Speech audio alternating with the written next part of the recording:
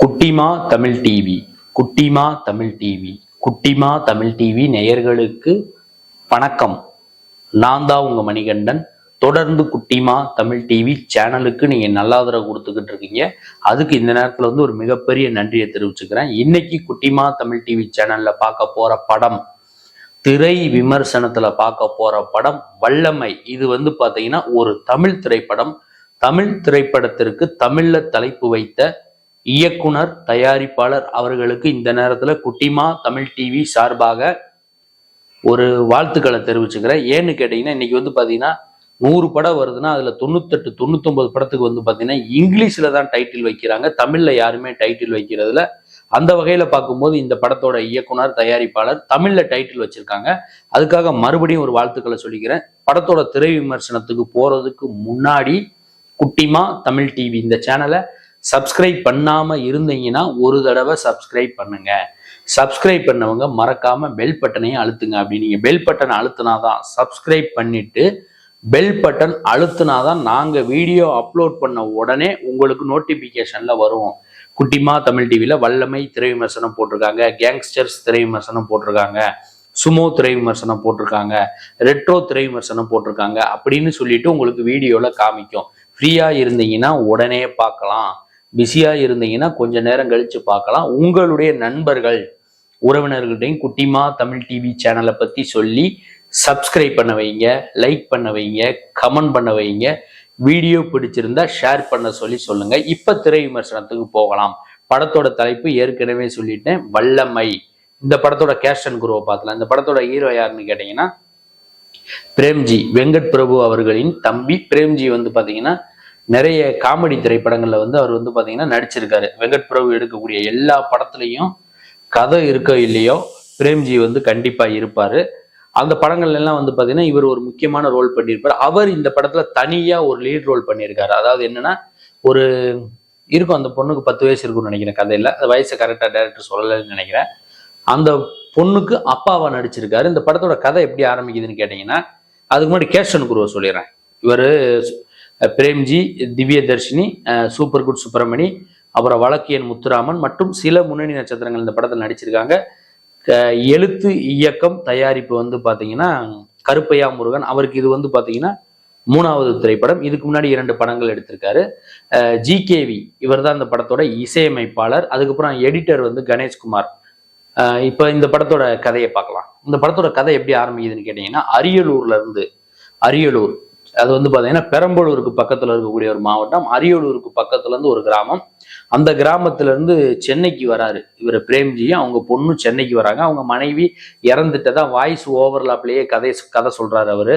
நான் ஒரு பொண்ணை பார்த்தேன், கல்யாணம் பண்ணேன், கல்யாணம் ஆனதுக்கு அப்புறம் எனக்கு ஒரு மக பிறந்தாங்க, பிறந்தோடனே என் மனைவி கிணத்துல ஏதோ விழுந்து இறந்துட்டாங்க அப்படி மாதிரி கதை சொல்றாரு. இங்க ஆட்டோல வராங்க. ஆட்டோல அந்த ஆட்டோ டிரைவர் சில வீடுகளை காமிக்கிறாரு. ஒரு வீடு இவங்களுக்கு பிடிச்சி போகுது.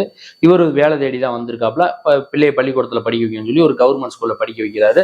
இவர் போஸ்ட் ஓட்டுற வேலையை அந்த ஆட்டோ டிரைவர் வாங்கி கொடுக்குறாரு, பிரேம்ஜிக்கு வாங்கி கொடுக்குறாரு. இவரும் போஸ்ட் ஓட்ட போறது இப்படியே போய்கிட்டு இருக்கும்போது ஒரு கட்டத்துல பாத்தீங்கன்னா அந்த பெண் குழந்தைக்கு ஒரு பிரச்சனை ஒன்று ஸ்கூல்ல ஏற்பட்டுருது. நீங்க இந்த படத்தோட ட்ரெய்லர் பார்த்திருந்தாலே தெரியும், அதுலயே இந்த விஷயம் கன்மையா இருக்கும். பிரச்சனை ஒன்று ஏற்பட்டுருது. அதாவது இந்த பொண்ணு யாரோ மயக்க மருந்து கொடுத்து செக்ஷுவலா பண்ணியிருக்காங்க, காயங்கள்லாம் ஏற்பட்டிருக்குன்னு சொல்லி டாக்டர் சொல்றாங்க. அதுக்கப்புறம் யாரா இருக்கும் அப்படின்னு சொல்லிட்டு இவங்க அப்பாவும் மகளும் யோசிச்சு பார்த்து அந்த சம்பந்தப்பட்டவனை பழி வாங்கினாங்களா இல்லையா, இல்ல போலீஸ் ஸ்டேஷன்ல போய் கம்ப்ளைண்ட் பண்ணாங்களா இல்லையா, இதுக்கெல்லாம் விடை சொல்றதுதான் இந்த படத்தோட, வல்லமை திரைப்படத்தோட முழு நீள திரைக்கதையா அமைஞ்சிருக்கு. இதுல பாத்தீங்கன்னா பிளஸ் பாயிண்ட்னு கேட்டீங்கன்னா, ஒரு நல்ல கதை அமைப்பு. அதாவது யதார்த்தமான ஒரு கதை. ஒரு சாமானியன் மிடில் கிளாஸ் ஆனவன் ரொம்ப கத்தி எடுத்துட்டு போய் ஒருத்தனை குத்துறதோ, துப்பாக்கி எடுத்து சுடுறதோ, இல்ல வேற மாதிரி ஏதோ ஒன்னையும் கண்டிப்பா பண்ணவே முடியாது. ஏன்னா பாத்தீங்கன்னா இது ஒரு பாமரன், ஒரு சாமானியனை பத்தின கதை. அவன் பாத்தீங்கன்னா பெரிய லெவலில் போய் அவனை இது பண்ண முடியாது. இன்னொன்று, போலீஸ் ஸ்டேஷனுக்கே போய் கம்ப்ளைண்ட் கொடுத்தா கூட அதில் நிறைய விஷயங்கள் அவங்களே இந்த குழந்தைய பத்தி சில விஷயங்கள், பெண்ணை பத்தி சில விஷயங்கள் கேட்பாங்க. எப்படின்னு கேட்பாங்க, விசாரணை பண்ணுவாங்களான்னு தெரியாது. அதெல்லாம் எதார்த்தம். அதனாலதான் இந்த அப்பாவும் மகளுமே போறாங்க, சில விஷயங்களை தேடுறாங்க, யாருன்னு கண்டுபிடிக்கிறாங்கிற விஷயம்லாம் ரொம்ப நல்லா இருக்கு. பிரேம்ஜி ரொம்ப வருஷத்துக்கு அப்புறம் எனக்கு தெரிஞ்சு அவர் சினிமாவில் ஒரு 20 வருஷம் இருப்பாருன்னு நினைக்கிறேன், எனக்கு சரியா தெரியல. அவர் இந்த படத்துல தான் கரெக்டா நடிச்சிருக்கிறாரு. இவ்வளவு பெரிய நடிப்பு திறமைய அவர் வச்சுக்கிட்டு எதுக்கு சும்மா சும்மா காமெடி எல்லாம் பண்ணாருன்னு தெரியல. அந்த காமெடி அவரு சில படங்கள்ல காமெடியா அவருக்கு ஒர்க் அவுட் ஆகல, அது வேற கதை, அது இப்போதைக்கு வேண்டாம். இந்த படத்துல அவருடைய நடிப்பு வந்து பாத்தீங்கன்னா ஒரு மிகப்பெரிய பலம். இவருக்குள்ள இவ்வளவு பெரிய ஒரு நடிப்பு திறமை இருக்கும்போது எதுக்கு இவ்வளவு நாளா காமெடி பண்ணிக்கிட்டு இருந்தாரு அப்படின்னு தான் எனக்கு ஒரு கேள்விக்குறியாச்சு. அவருடைய நடிப்பும் சரி, அவங்க பொண்ணா நடிச்ச அந்த திவ்யதர்ஷினி, அந்த தேவதர்ஷினி திவ்யதர்ஷினி, அந்த பொண்ணும் நல்லா நடிச்சிருக்காங்க.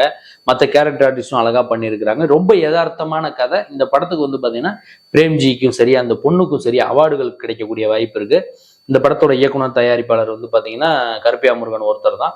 அவர் இந்த படத்தை அவார்டுகளை அனுப்புனாரா என்னன்னு தெரியல. பல விருதுகள் கண்டிப்பா இந்த படத்துக்கு கொடுப்பதற்கான வாய்ப்புகள் இருக்கு. இதை வந்து பாத்தீங்கன்னா ஒரு வாழ்க்கைய படமா எடுத்திருக்காரு இயக்குனர். இதை வந்து நம்ம வந்து ஒரு சினிமாவா பார்த்தோம்னா கண்டிப்பா நமக்கு பிடிக்கிறதுக்கான வாய்ப்புகள் மிக மிக குறைவு. இது ஒரு வாழ்க்கை.